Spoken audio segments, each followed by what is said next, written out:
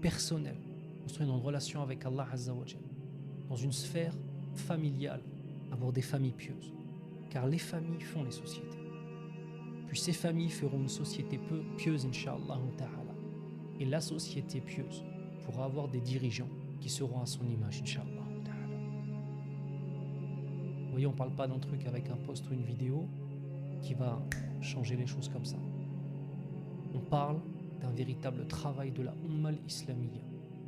Parce qu'aujourd'hui, Gaza a été le thermomètre de la foi des musulmans.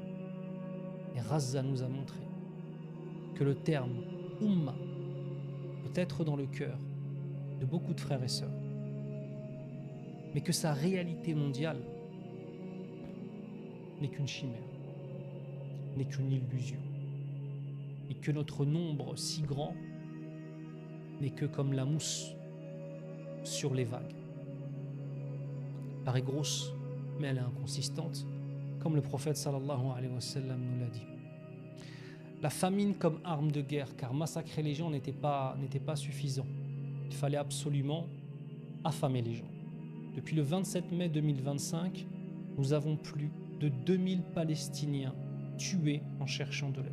Vous avez tous et toutes vu les images. C'est-à-dire que l'horreur n'a pas de limite. C'est-à-dire que lorsqu'on arrive à un certain point et qu'on regarde ce qui est en train de se passer avec ce génocide, il y a un moment où on se dit, ça y est, en fait, nous avons atteint le summum de l'horreur.